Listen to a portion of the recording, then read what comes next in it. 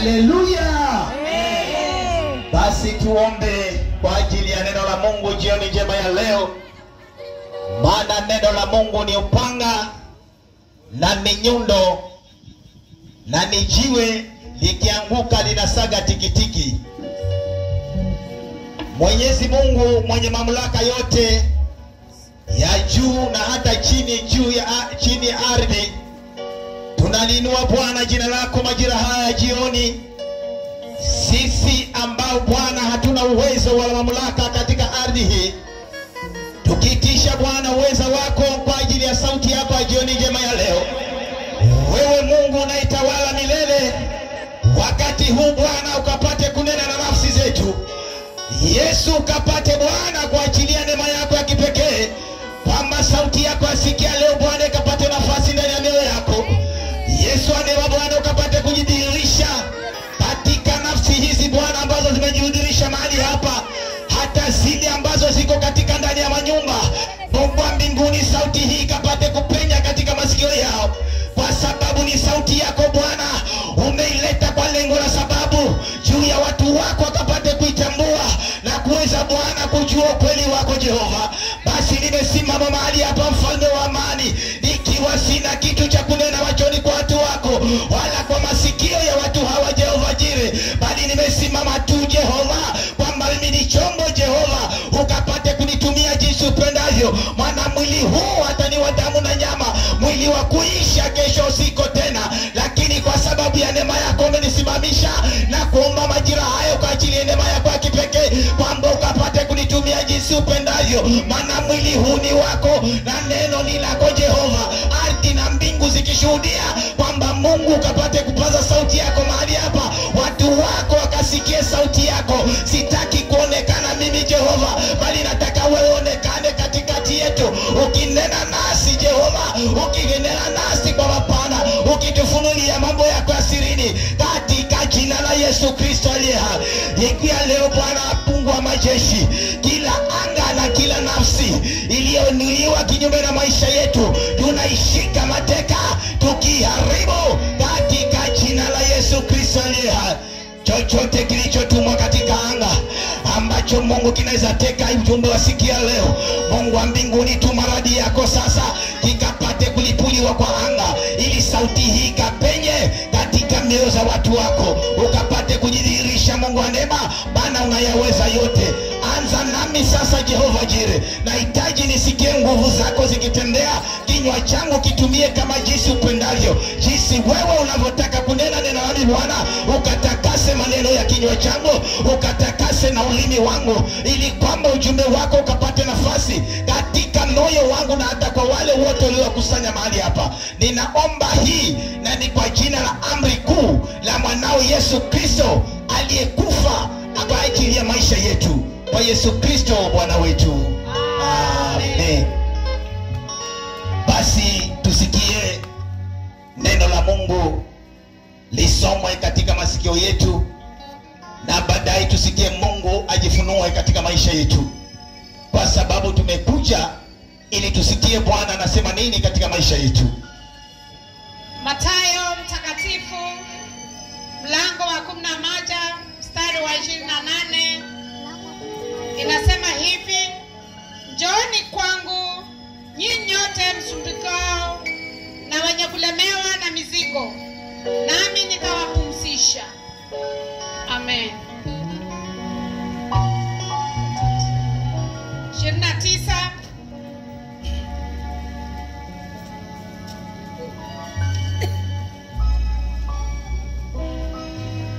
Jitieni nira yangu, mjifunze kwangu, kwa kuwa mimi ni mpole na mnyenyekevu wa moyo, nanyi mtapata raha nafsini mwenu. Kwa maana nira yangu ni laini na mzigo wangu ni mwepesi. Hili ndilo neno la Bwana. Haleluya. Bwana Yesu asifiwe. Basi ninaanza na kujitambulisha. Majina yangu kamili naitwa Paul Fondo, na Kristo Yesu ni mwokozi wa maisha yangu toka mwaka 2009. Huyu Yesu alinipata mimi sifai, alinipata mchafu mno. Nilikuwa hata siwezi kupata nafasi ya kuingia hata katika hekalo lake, maana dunia ilikuwa imenishika, na hivyo basi nilijipa haki nyingi sana. Mwili huu niliweza kutumia jinsi itakanavyo kwa shetani, na akanitumia kwa muda wake. Na wakati wa Bwana ulipofika mwaka wa 2009, Bwana akanihurumia na akaweza kunitoa mahali pale. Nikiwa jinsi nilivyo, mimi sifai, ni mwenye dhambi mbele yenu, ambaye bado nanyenyekea nikitubu na kutengeneza maisha yangu na huyu Yesu Kristo. Alinipata nikijihangaikia na hofu nyingi ya kuogopa wachawi na waganga, kwa sababu nilikogopa kwamba nitarogwa nikufe. Lakini Bwana wa majeshi mwaka ule wa 2009, nikiwa mji huu wa Mombasa, alijifunua kwangu, kwa sababu nilikuwa nimeyafanya mengi sana. Nimeenda kwa pango za waganga nikitafuta nguvu za kujikinga, lakini hayo yote niliyokuwa nikiyafanya sikuyaona faida. Kuteseka niliteseka na sikuwa na namna. Nilikuwa ni mtu wa kulia na hofu nyingi, kwa sababu hakuna mganga aliyenimalizia shida yangu. Licha ya vile nilikuwa nikiwatafuta sana, lakini kila wakati nikitawatafuta, nilikuwa ninaenda nikitafuta na wengine, na mwisho wa siku nila bado najuta, kwa sababu hata bado naendelea kuteseka. Mwili huu nimechanjwa sana. Hakuna madhabahu ya mganga iliyosifika kwa jina wakati nilipokuwa nikiwatafuta sikuweza kuingia, kwa sababu nilitaka kujipigania ili mchawi akiniroga basi akapate kushindwa. Lakini kitu kimoja tu, baada ya Yesu kuniokoa mwaka huo 2009, nikajua kumbe mchawi na mganga ni kitu kimoja. Hauwezi lindwa na hirizi ya mchawi ya mganga, kwa sababu hirizi hiyo hata mchawi naye anaijua. Kitu tofauti ya mchawi na mganga ni kwamba mganga ni biashara. Hivyo basi anapofungua madhabahu yake huwafuta watu ili kwamba waweze kumtumikia yeye na kumpelekea mali ili aepate kuishi. Nimechanjwa lakini haikunisaidia. Lakini ninatangaza siku ya leo, kwa neema niliyopata mwaka ule wa 2009, Yesu huyu aliyenipata mimi nilikuwa na hofu nyingi, akanifunulia neema hii ya wokovu, ya kwamba nisiogope hata mchawi na mganga, kwa sababu mwisho wa siku hao watu wote wataondoka katika ulimwengu huu. Mganga ana mbingu ya kukupeleka, lakini kunaye yule ambaye ukimpata siku ya leo mbinguni utaingia.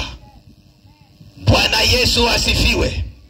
Hivyo nikisimama mbele yenu, si mimi mwenyewe, bali ni neema Mungu aliyonibeba toka mwaka 2009, na hiyo neema imeendelea kufanya kazi ndani ya maisha yangu, na namshukuru Mungu kwa sababu ya uaminifu wake. Licha ya mimi nikiwa sifai, Bwana ameniona mimi ninafaa. Bwana Yesu asifiwe. Amen. Hivyo watu wa kwa Punda, nimeletea ujumbe wa Mungu siku ya leo, na ujumbe wa siku ya leo ni ulete mizigo yako kwa Yesu. Bwana Yesu asifiwe. Unaweza kujiuliza, huyu Yesu ni namna gani? Hata yeye anataka kubeba mizigo ya watu wote. Bwana Yesu asifiwe. Kwa sababu katika chini ya ardhi hakuna mtu ambaye anaweza kubeba mizigo ya watu. Bwana Yesu asifiwe. Na siku ya leo, mizigo ambayo Yesu anaongea katika kile kitabu cha Mathayo mlango wa 11 mstari wa 28 hadi ile 30, pale Yesu anasema hivi: njoni kwangu ninyi nyote mlio ambao umekuwa na mahangaiko na wenye kulemewa na mizigo, mimi nitawapumzisha. Jitieni nira yangu, jifundisheni kwangu, kwa kuwa mimi ni mpole na mnyenyekevu wa moyo, nanyi mtapata raha nafsini mwenu,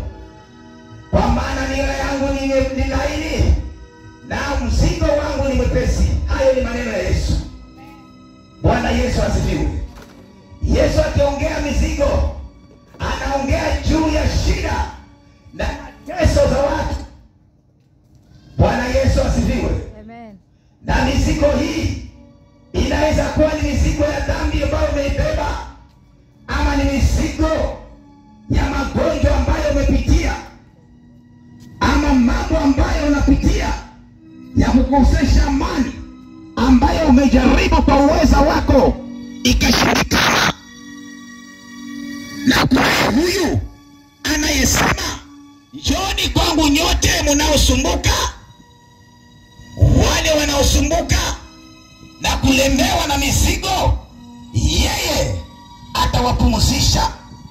Bwana Yesu asifiwe. Amen. Yesu Kristo akinena maneno haya hakubagua, hakusema njoo kabila fulani, hakusema njoo dini fulani, lakini Yesu wa neema aliongea maneno haya kwa ulimwengu mzima, kwa sababu upendo wa Mungu ni kwa ajili ya ulimwengu wote.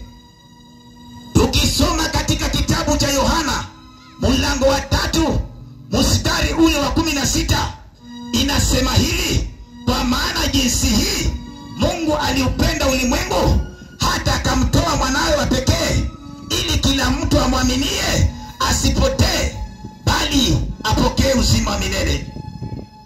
Hivyo Yesu Kristo alikuja duniani kubeba madhaifu ya watu wote.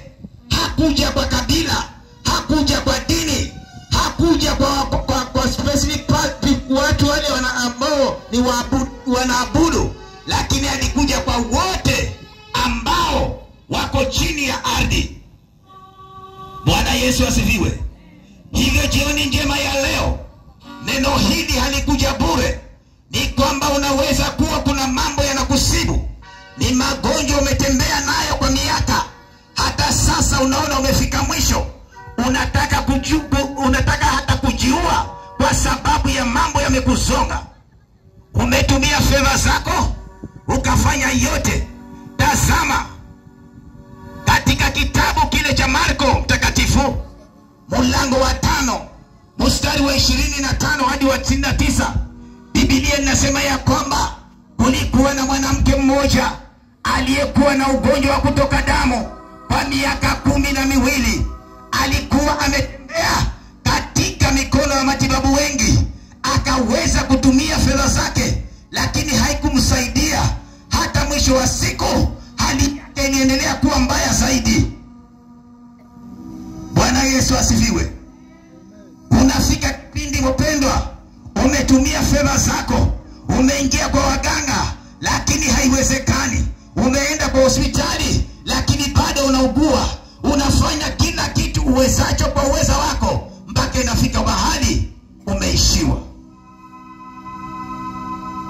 Mwanamke huyu alikuwa ameishiwa, lakini tazama, aliposikia habari za Yesu Kristo kwamba anapita karibu naye, Biblia inasema ya kwamba yule mama alienda kwa nyuma ya kundi na kuligusa lile vazi la Yesu, na kwa sababu moyoni mwake alikuwa amejitayarisha na akajiambia ya kwamba nikigusa vazi la Yesu mimi nitapona. Biblia inasema ya kwamba wakati mama yule alipoenda kuligusa vazi la Yesu, chemichemi ya damu ilikuwa ikitoka ndani yake, ilikoma mara moja. Akagundua ya kwamba msiba ule umemondokea. Bwana Yesu asifiwe. Inakwambia usiteseke, kwa sababu kunaye yule anayetaka kuyabeba yale umeyabeba wewe ambayo huyawezi. Usiteseke ukiwa unajihangaikia, na kunaye yule amesema niletee mimi. Yesu anahitaji tumuletee mizigo ya magonjwa. Yesu anahitaji tumuletee mizigo ya dhambi. Yesu anahitaji tumuletee mahangaiko ya moyo, hofu zetu tumuletee Yesu, ili kwamba Yesu akapate kutupumzisha. Yesu anasema nira yake ni laini na mzigo wake ni mwepesi. Wapendwa, mzigo wa shetani ni mzito, kwa sababu shetani anakutia hofu. Shetani anakupatia mizigo ya hofu, anakupatia mizigo ya magonjwa, anakupatia mizigo ya kuhangaika. Hautakuwa na amani. Lakini tazama, kunaye yule mzigo wake ambao ni mwepesi. Siku ya leo ukiubeba mzigo wa Yesu, furaha itakuwa ndani ya nyumba yako, kama jinsi Bwana alivyosema siku ya leo kwamba ndani yenu mtapata furaha. Bwana Yesu asifiwe. Watu wa kwa punda, injili hii imekuja ni kuja kukuambia kwamba hautayaweza peke yako. Yale unayoyapitia yanahitaji mkono wa Jehova. Tazama, wanadamu wanaweza kusaidia kwa muda. Hakuna mwanadamu anaweza kubeba siku zote. Wengi hukubeba, mwisho wa siku uchoka na kukuacha. Wengine usema umekuwa mzigo na hivyo basi wakakutelekeza. Lakini kuna yule ambaye hatelekezi mwanadamu, ambaye ni huyu Yesu Kristo, ambaye akibeba mizigo yako hataenda akitangaza kwa wengine. Huyu Yesu akibeba mizigo yako hatakuwa akija kukuudhi, kwa sababu wanadamu leo wanakusaidia, kesho wanakuudhi. Bwana Yesu asifiwe. Hakuna mwanadamu atakubebea mizigo yako 100%. Bwana Yesu asifiwe. Haleluya. Tukisoma katika kitabu cha Isaya mlango wa 1 mstari ule wa 18 hadi ule wa 20, Biblia inasema hivi: njooni tusemezane, asema Bwana, dhambi zenu zijapokuwa nyekundu sana, zitakuwa nyeupe kama theluji, zijapokuwa nyekundu kama bendera, zitakuwa kama sufu. Kama ukikubali utakula mema ya nchi, bali mkikataa na kuasi mtaangamizwa kwa upanga, kwa sababu kinywa cha Bwana kimeyanena haya. Bwana Yesu asifiwe. Hivyo Yesu alikuja kuzinunua dhambi zetu, na Yesu mwenyewe aliweza kujitoa kama kafara. Hauhitaji tena kafara kuja kwa Yesu. Yesu ni kafara iliyotolewa mara moja, na hiyo ndio kafara ya milele ambayo inaendelea kudumu kuokoa mioyo za wanadamu. Haina haja tena. Yesu hahitaji kuku, hahitaji mbuzi, Yesu hahitaji kondoo tena ili kwamba ukapate kusaidika. Njoo jinsi ulivyo, uamini kwamba huyu Yesu anaweza, basi wewe Yesu anakuokoa. Bwana Yesu asifiwe. Njoni tusemezane, wapendwa, karibuni tusemezane. Hata dhambi zako kuwa nyekundu sana, Biblia inasema zitakuwa nyeupe kama theluji, na zijapokuwa nyekundu kama bendera, Yesu wa neema atazibadilisha ziwe kama sufu. Haleluya. Jioni njema ya leo ninaongea na wewe unayenisikia kwa sikia leo, kwamba kuna mambo yanakusibu, lakini umekuwa ukiyavumilia ukifikiria kwamba kuna wakati utapata neema kwa wanadamu. Hautapata neema kwa mwanadamu yoyote, lakini kuna neema itokayo juu mbinguni, neema ya huyu Yesu Kristo, ambayo kishuka ndani ya maisha yako inabadilisha mtazamo wako. Tazama, na acha nikwambie, huenda umejihangaikia sana kwa sababu ya mambo yako. Huenda kwamba ni dhambi zimekushika. Wakati ule Yesu alipokutana na mwanamke Samaria, tukisoma katika kitabu cha Yohana mlango wa 4 kuanzia mstari wa 6, Yesu wa Kristo alipokutana na mama yule Msamaria, alipokuwa ameenda pale kisima cha Yakobo kwenda kuchota maji, akakutana na Yesu mahali. Bwana Yesu asifiwe. Yesu alipomwona akamwambia mwanamke yule, tazama, ninaomba maji kidogo ninywe. Yule mwanamke akamwambia Yesu, wewe ni Myahudi na mimi ni Msamaria. Sisi Wayahudi wa Samaria hatuingiliani na Wayahudi, wala Wayahudi hawawezi kunywa maji kutoka kwa Samaria. Lakini Yesu akamwambia, tazama, kama ungalijua ni nani amekwambia nipe maji ninywe, ungemwomba yeye akupe maji ya uzima, ambayo yana uhai, ambayo ukinywa leo hautakiwa na kiu tena. Haleluya. Yesu alipomwambia maneno hayo, mwanamke yule akamwambia, Bwana, nipe maji hayo akamwambia, tazama, nenda ukamwite mumeo. Yule mwanamke akamwambia, sina mume. Yesu akamwambia, umesema kweli, kwa sababu wewe ulikuwa na wanaume 5, na hata sasa huyu uliye naye si wako. Yule mwanamke akamwambia Yesu, ninaona wewe ni nabii. Bwana Yesu asifiwe. Mambo yake yakaandikwa waziwazi. Tazama, sikiza mpendwa, siku ya leo ukipata maji ya uzima yenye chemchemi ya uzima, kiu ya dhambi inatoka ndani yako, kiu ya ulevi inatoka ndani ya maisha yako, kiu ya uzima inatoka kwa sababu umepata maji ambayo yanapoza kiu zote. Bwana Yesu asifiwe. Kuna mambo umejaribu kuacha kwa uweza wako, haujaweza kuyaweza. Lakini kuna yule ambaye ukisikia leo apate nafasi ndani yako, maji ya uzima. Huyu Yesu Kristo, mwana wa Mungu, mzaliwa wa kwanza wa mwanadamu wote, huyo kiu zote zinakufa. Yesu asifiwe. Yesu anahitaji tumletee magonjwa tulionayo, kwa sababu hata sisi hatuyawezi. Yeye ana uwezo ya kuondoa mambo yote. Huenda unashangaa kwa nini huyu Yesu ana uwezo wa kuondoa mambo hayo yote.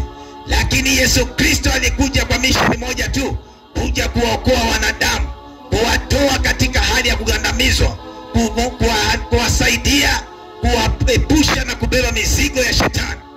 Bwana Yesu asifiwe.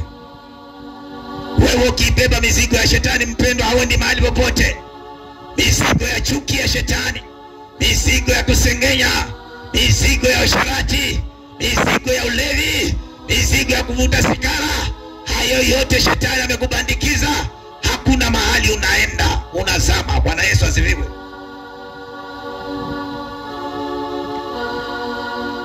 Unajichimbia kisima mwenyewe, kwa sababu mwisho wa yote matendo ya mtu ndiyo yatakayomfuata. Bwana Yesu asifiwe.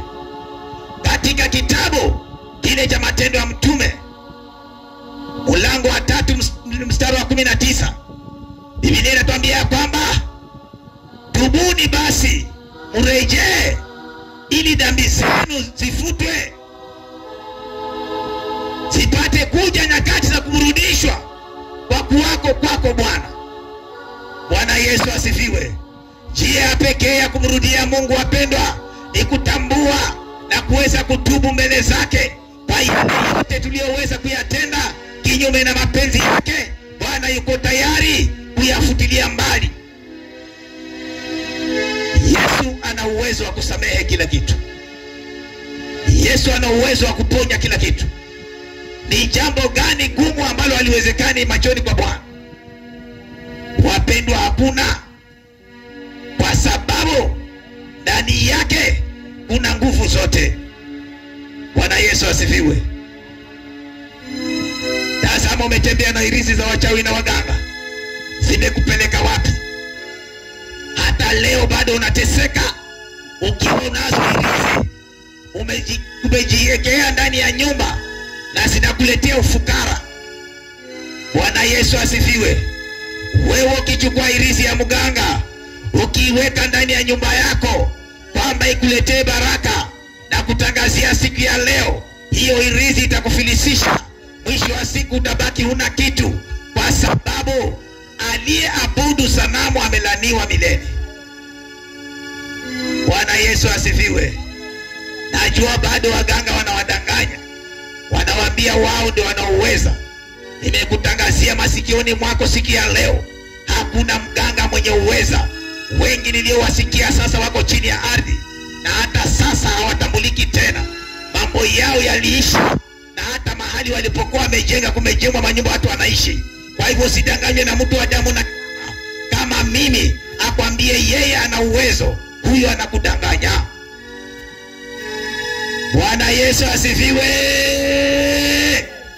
Najua waganga wananichukia, lakini habari ndiyo hiyo. Hauna uwezo kushinda ule Bwana wa majeshi. Nilienda hizo pango mimi, nimezikwa. Mimi nilizikwa, nilichimbua kaburi nikaekwa chini ya ardhi. nyimbo zote za Kimijikenda zikaimbwa, matanga yangu ikaondolewa, na sikuweza kupata nguvu ya kumshinda mchawi. Lakini wakati nilipompata Yesu Bwana wa majeshi, Yesu amekuwa mlinzi usiku na mchana, hata hofu ya mchawi mimi sina. Bwana Yesu asifiwe. Kwa sababu mwili huu si wangu tena mimi fondo, mwili huu ni wa Yesu. Bwana Yesu asifiwe. Na aliniambia kwamba nisijihangaikie, mizigo yangu yote nimeweka kwa Bwana, kama jinsi neno linavyosema, fadhaa zangu zote ziko kwa Bwana. Anayenijua mimi hata nikiondoka, anajua kule atakaponipeleka. Bwana Yesu asifiwe. Lakini mchawi huna mahali ya kunipeleka wewe, na mganga huna mahali ya kunipeleka. Mganga, wachilia watu wa Mungu warudi wamtumikie Bwana. Umewatia hofu kwa irizi zako, umeendelea kuhangaisha. Fungukeni macho watu wa Mungu, wakati ni sasa. Usifikiri kutakuja wakati mwingine. Ukilegalega utaondoka duniani bila kumjua huyu Mungu wa kweli. Na wewe ukienda kule, tazama, wacha nikwambie, matendo yako ndio yanayokufuata. Bwana Yesu asifiwe. Haleluya. Ukisoma katika kitabu cha Wagalatia mlango wa 6 mstari wa 5, Biblia inasema nini? Kila mtu atabeba furushi lake mwenyewe. Wewe utalibeba furushi lako. Furushi lako ni matendo yako utakayokwenda nayo mbele za Mungu. Hayo ndiyo utabeba wewe mwanadamu. Wacha kujilegeza. Usimwabudu binadamu aliyeumbwa na huyo Mungu. Hana mbingu ya kukupeleka, kwa sababu yeye pia sikesho utamwangalia hatakuwa. Bwana Yesu asifiwe. Utamuona leo, kesho utasikia vimeisha. Atakutisha leo, kesho utasikia naye ameenda. Bwana Yesu asifiwe. Kwani wachawi hawafi? Wangapi nimewaona wamesumbua, mwisho naye hata ukaua watu utaenda huko chini wewe. Bwana Yesu asifiwe. Hivyo hata kama una ndunguri, wacha, hazitakupeleka mahali. Na kwambia mimi, ardhi itakumeza jinsi ulivyo na hizo ndunguri zako. Hata ukajiganga namna gani, utaonja mauti tu.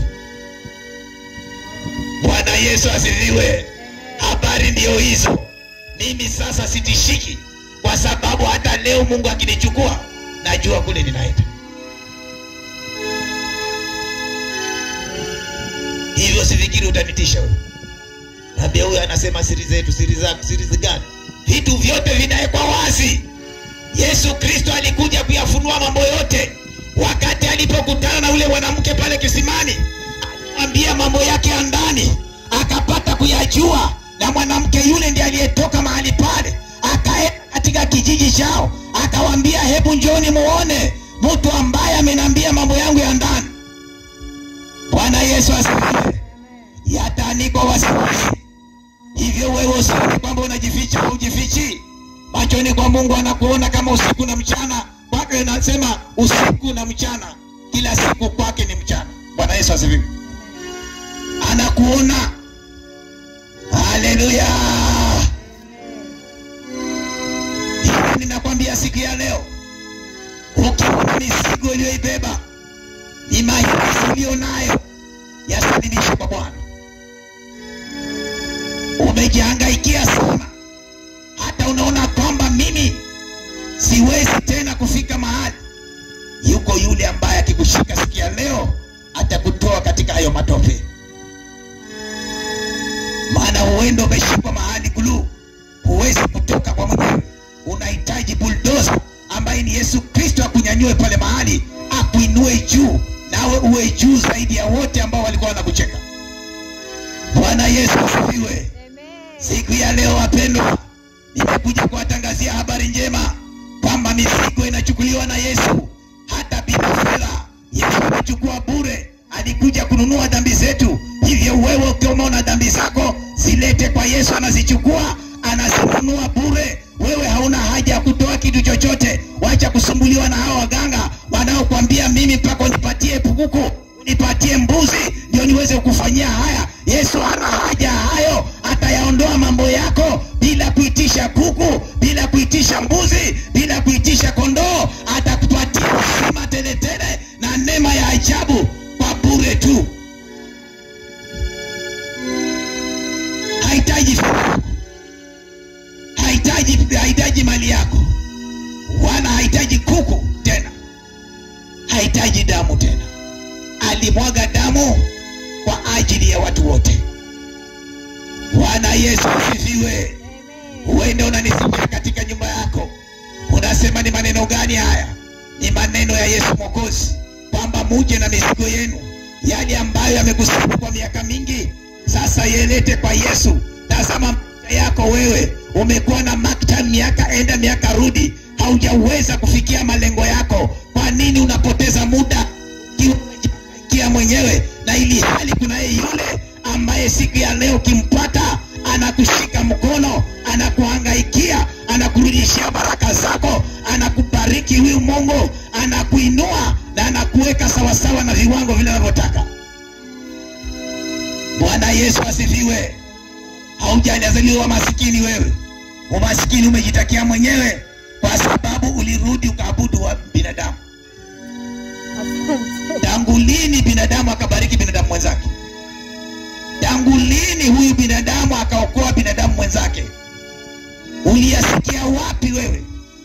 Mtu ambaye umemwekea tumaini na leo kesho yuko. Wacha nikwambie, nilipokuwa nikienda kwa waganga, kuna mganga nilikuwa nimempenda sana. Alikuwa ananifanyia matambiko kila wiki. Mimi nilikuwa nafanywa ile kubadilishiwa irizi kila wiki. Imekuwa kama ndio ibada yangu. Bwana Yesu asifiwe.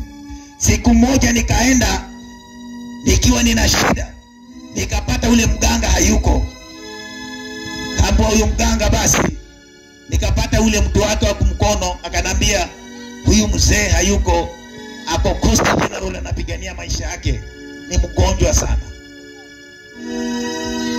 Nikamwambia sasa utafanyaje?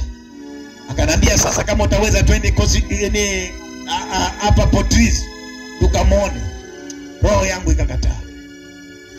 Yule msimamizi wake akanambia nitakufanyia mambo kidogo hapa alafu ngoje mzee.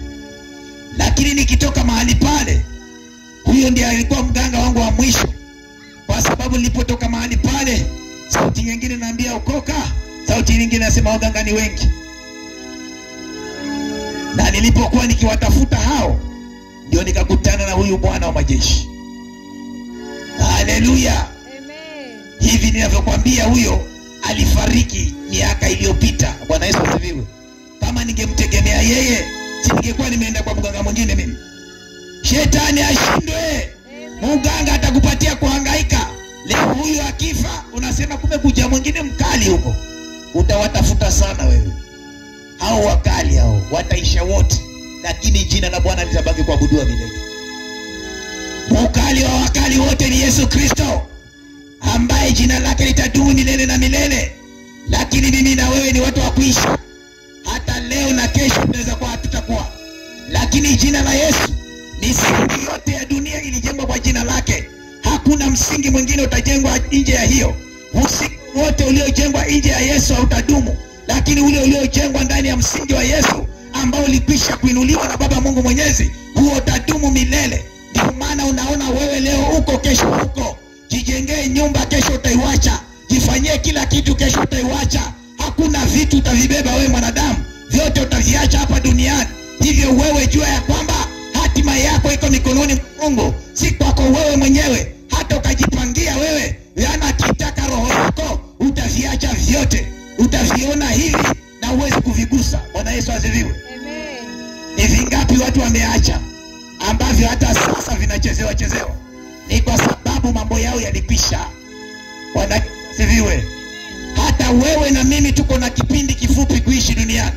Na kipindi ni hiki ambacho ni tumjue huyu Yesu Kristo, ambaye ndiye wa kweli, ambaye yeye ndiye na hatima yetu maishani mwetu. Hivyo basi tukimtambua yeye, tutakuwa tunaishi kwa msingi wake leo na hata kesho tutulaki kule mbinguni. Bwana Yesu asifiwe.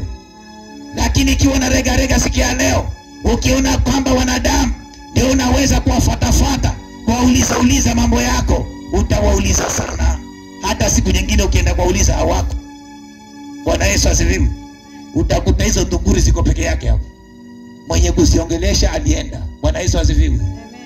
Haleluya. Maana ndunguri hazifanyi zenyewe zile. Zinafanya kama zinaongeleshwa na mtu. Amekufa huyo mganga wako. Enda kwa hiyo misimu yake. Alikuwa mimi basi madhabahu yangu ni aenda.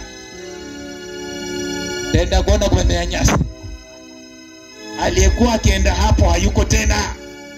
Bwana Yesu asifiwe. Haleluya. Tulete madhaifu yetu kwa Yesu. Dhambi zetu zipate kuja kwake. Ako tayari kukupokea jinsi ulivyo. Usijione hivyo ulivyo ukasema mimi hata siwezi kustahili. Hakuna anayestahili kwa Mungu. Ni neema tu imetuokoa. Na ndio maana anasema dhambi zetu zijapokuwa nyekundu sana, atazibadilisha ziwe nyeupe kama theluji, na pia zikiwa nyekundu kama bendera. Huyu Yesu ana uwezo wa kuzibadilisha kuwa kama sufu, kwa sababu yeye ndiye anayetusafisha sisi. Yeye ndiye sabuni ya kusafisha dhambi iweze kuwa safi machoni pake. Hakuna mtu mwenye sabuni hiyo ya kuosha dhambi za wanadamu. Tutaendelea kuchafuliwa na wanadamu kwa jina la kwamba wanatutengeneza, lakini mwisho wa siku tutakufa na dhambi zetu. Haleluya. Hivyo jioni njema ya leo, nataka uandae moyo wako. Najua umesikia neno, na wakati huu tunapoenda kuomba, naomba ukaweze kusimama kwa miguu yako, kwamba tukaweze kuja mbele za Mungu, kwamba wewe uje jinsi ulivyo. Ukitamani kupeana Yesu maisha yako, wakati ni sasa. Uje mbele za Bwana upate kujipeana, jipeane jinsi ulivyo. Yeye ulio nayo wewe huwezi kujitoa, lakini yeye ana uwezo wa kukutoa. Umejingangania uache kuvuta sigara, lakini shetani bado anakwambia vuta. Umejingangania uache usherati, lakini bado unakufuata. Amejingangania uache ulevi, lakini bado unakufuata. Ni kwa sababu huyawezi mwenyewe. Siku ya leo Yesu yuko mahali hapa. Hata magonjwa ulionayo umejingangania kwa siku nyingi, lakini bado unaendelea kutumia madawa, bado unaendelea kujihudumia, na mwisho wa siku haujaona mafanikio. Basi Yesu yuko mahali hapa. Njoo jinsi ulivyo, na manyonge yako ulionayo Yesu atakutengeneza, atakusafisha. Ni magonjwa yataondolewa, ni dhambi zitasamehewa. Yeye ni mwepesi wa kusamehe. Huyu Yesu hana mipaka, hawezi kukubagua. Si kama wanadamu wanaweza kukubagua, si kama wanadamu wanaweza kuanza kukutenga. Yesu mwenyewe anakubali kila aina ya mtu. Simama kwa miguu yako popote ulipo, upate kusimama na kujisalimisha kwa Bwana.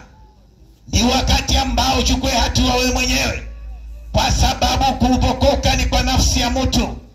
Si kwamba tunaenda mbinguni kama grupu. Ndio maana hata tukitoka katika ulimwengu, kila mtu ana siku yake. Wewe una siku yako ya kutoka, mimi nina siku yangu ya kutoka. Tuliingia tofauti, tutatoka tofauti. Tuwe hivyo jinsi ulivyo wewe. Uliingia peke yako duniani, tukaonana hapa, hatukujuana huko, na hivyo tutatoka hivyo. Kila mmoja atatoka kivyake. Utoke jinsi ulivyo, lakini utatokaje wewe? Utatoka ukiwa bado na mizigo ile ile, ama mizigo yako utakuwa umesalimisha kwa Bwana? Haleluya. Basi waimbaji wanapoimba wimbo huu, wewe songa karibu tu upate kupokea neema ya Mungu. Kuna kibali cha Jehova, ukapate kujidhihirisha kwake, nawe utafunguliwa siku ya leo. Yale ambayo ulikuwa unayasumbukia, Mungu ataichukua pale pale, na wewe mwenyewe utakuwa na raha nafsini mwako. Hatujipiganii tena. Hayo maisha ya kujipigania imeisha. Sasa ni kumwachia Mungu atawale. Haleluya. Waimbaji tuendelee. Wakati waimbaji wanaimba wimbo huu na kuomba, mpendo usengee mbele za Bwana. Ukuje tu jinsi ulivyo. Hata ukiwa ndani ya nyumba na ujumbe huu umesikia, jifunge nguo ukuje mahali hapa upate kukutana na Bwana wa majeshi.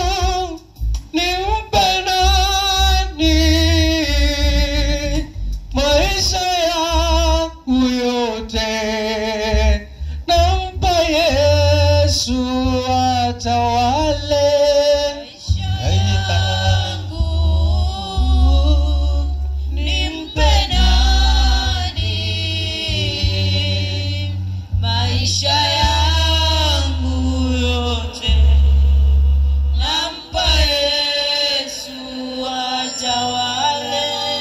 maisha yangu mimi nimpe nani? Maisha yangu yote nampa Yesu atawale. Maisha yangu nimpe nani? Maisha yangu yote nampa Yesu atawale. Maisha yangu mimi. Songa karibu mpendwa, tupate kuomba pamoja na wewe. Maisha Usiteseke dhambini peke yako. Kuja kwa Yesu kuna uzima wa milele. Kuna chemichemi tokayo uhai. Njoo kwa Bwana tu jinsi ulivyo. Natamani kuomba na wewe siku ya leo, ili Mungu akapate kutenda jambo jipya ndani ya maisha yako. Usikae katika mizigo ambayo imeweza kujihangaikia kwa miaka mingi, na sasa hata uwezi ya mizigo imekugandamiza, imekufilisisha wewe. Simama mwenyewe kwa miguu yako. Njoo kwa Bwana wa majeshi siku ya leo. Si yule ambaye unamjua, huyu si mganga, bali ni Bwana Mungu Mwenyezi, mwenye neema, aliyekumba wewe mwanadamu, ambaye ana system zako zote, akikuchika kwa mkono wake wa kuume. Maisha yako leo inabadilika. Songa karibu mpendwa. Maisha yangu yote nampa Yesu atawale. Basi tuendapo kuimba wimbo huu, fungua tu moyo wako, mkaribishe Yesu, mpe maisha yako. Ukiwa na mahitaji, njoo mbele. Njoo mbele tuweze kuomba na wewe, upate kupata neema jioni njema ya leo. Usisumbuke na uko na mahitaji. Wakati huu njoo jisalimishe kwa Bwana. Umwambie Bwana, niko hapa, nimekuja, siwezi. Kama jinsi yule mwanamke yule aliyeweza kutokwa na damu kwa miaka 12, aliposikia habari za Yesu akataka kuja kujua, na alipokuja kwa Yesu kuligusa pindo la Yesu, tunaambiwa alipokea uponyaji wake. Hata wewe haujachelewa, yalikuwa yanakusibu, lakini sasa Yesu amekuja mwenyewe kuja kukuokoa, kuja kukupatia neema, na furaha yako irudi maishani mwako. Nampa Yesu atawale.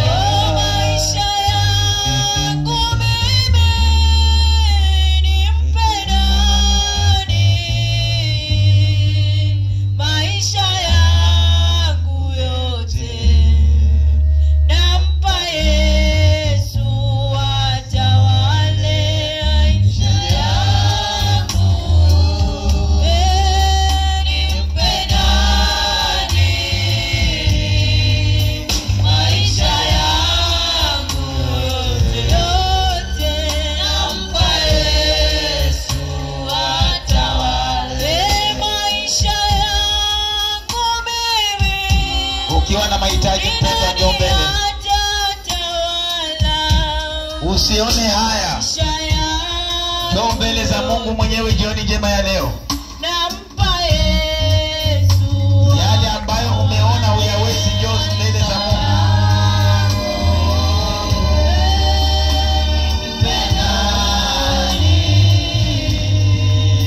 maisha yangu yote nampa Yesu atawale. Maisha yangu mimi ninalia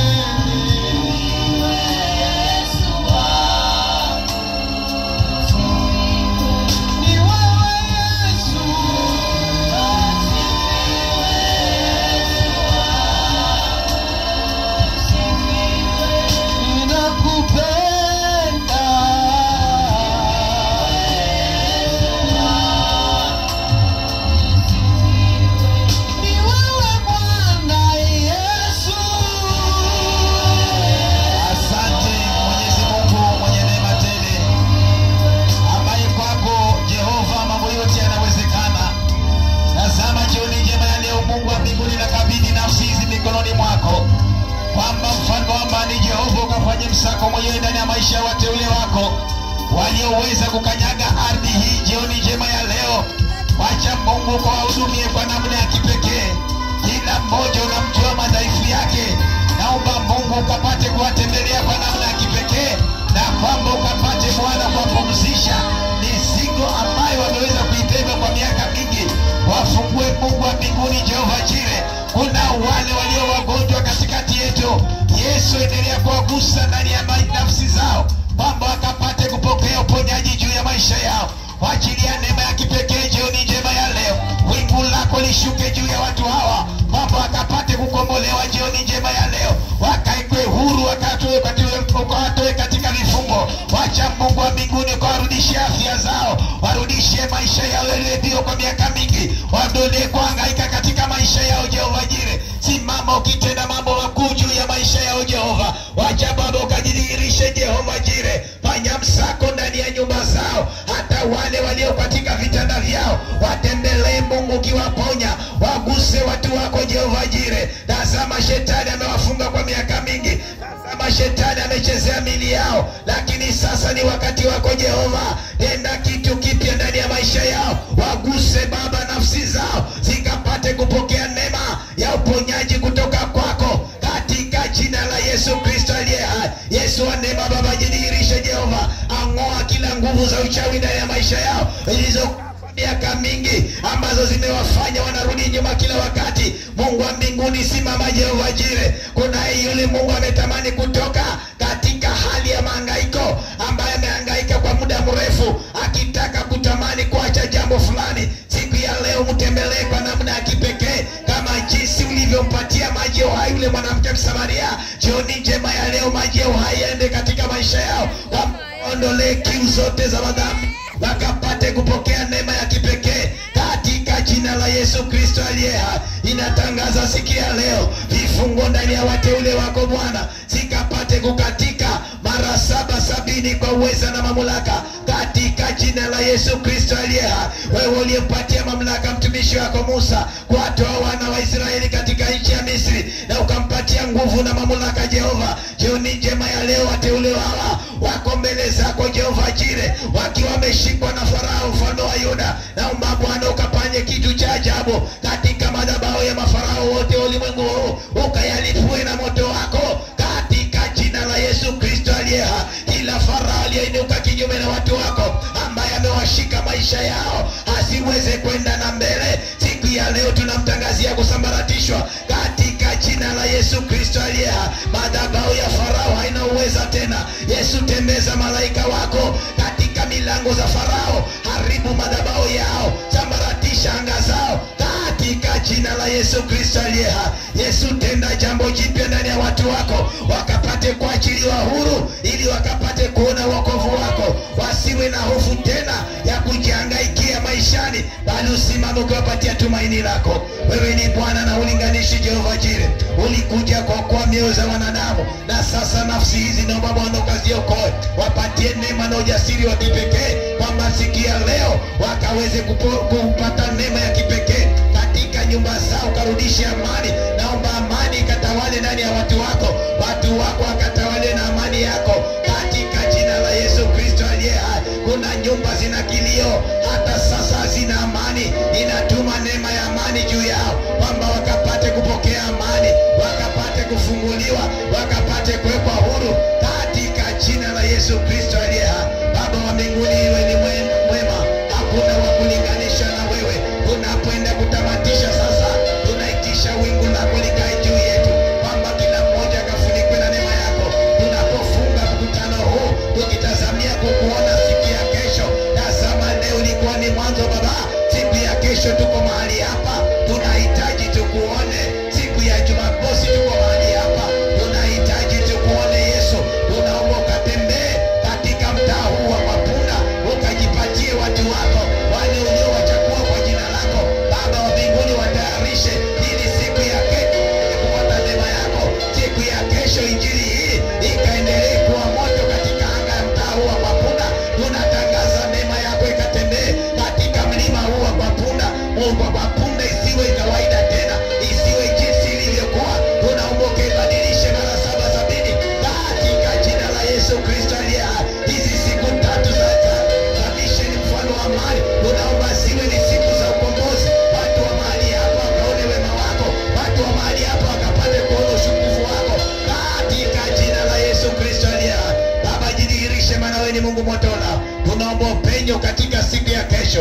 tunaomba upenye katika siku ya Jumamosi. Wacha Mungu wa mbinguni upenye wako ukapenye katikati yetu. Tukuone Bwana ukiyatenda maajabu katikati yetu na ukijidhihirisha kwa namna mbalimbali. Wacha program zote tulizozipanga kama wanadamu zikaweze kufanikishwa na wewe. Kila chochote tulichopanga Bwana ukakifanye kama jinsi upendavyo. Watu wako ukawapatie nguvu ya kuingia kila mahali, kuweza Bwana kupeleka habari njema hizi, za kuweza kwamba walete mizigo kwako. Mungu wa mbinguni, Yesu wa neema, jidhihirishe ukawapatie nguvu. Ulisema ya kwamba watu wako hatazimia, hivyo utakapowashika mkono Bwana wasizimie, wasiweze kupingwa na chochote. Kila makisirani na manuksi Jehova, roho za kutumwa na kujituma katikati yao tunazishika, tunazikataa, tunazikemea mara 770 katika jina la Yesu Kristo aliye hai. Kila kilichoinuliwa katika anga kutatiza misheni hii, Mungu wa mbinguni, tunakiamrisha kikasambaratike katika jina la Yesu Kristo aliye hai.